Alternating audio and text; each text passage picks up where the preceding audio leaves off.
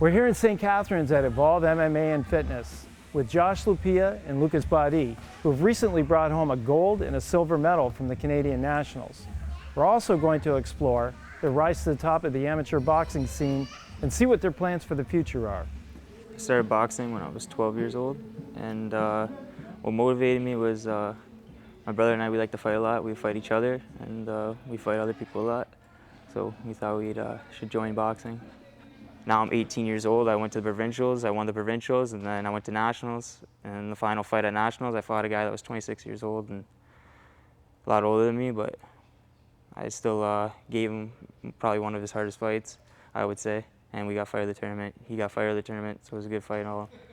I always liked fighting when I was younger, in all my sports really, hockey, soccer.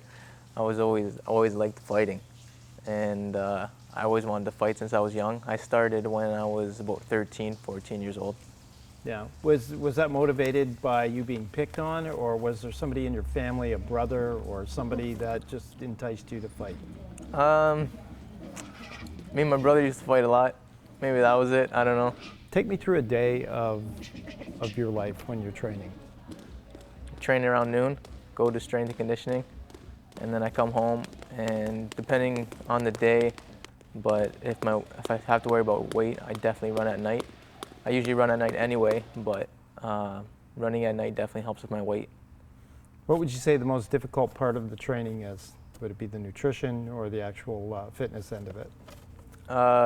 Like the nutrition takes a lot of discipline, and it's definitely torture, but the training is definitely the hardest part. This is heavy-duty commitment to be a boxer. How do you think it affects your life socially? You're a young guy.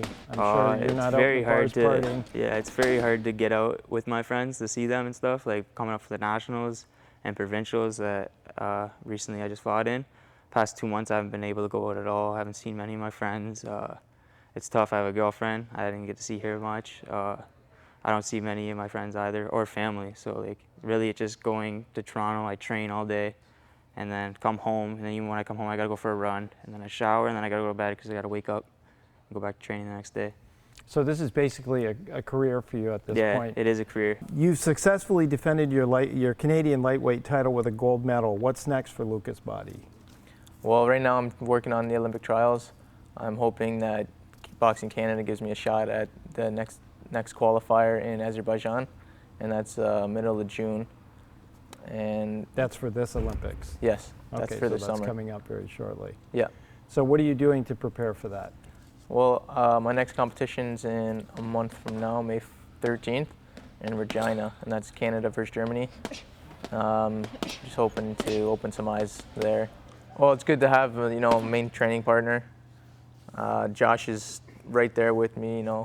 We're top 2 guys in Canada, and along with one of our other training partners, Arthur. He's actually already qualified for Olympics. But we've been friends since I started boxing when I was 12. And once I got into like grade 9 of high school, Lucas was grade 12 at A.N. Meyer, and he basically just said like, you're hanging out with me now, and he took me under his wing, and we would go to parties together, we would train together, we basically did everything together, and then I just learned everything from him, mostly just watching him and then growing up, and then he was like a role model to me, a good one too. So Josh Lupia and Lucas Bahdi have now risen to the top of the Canadian amateur boxing scene.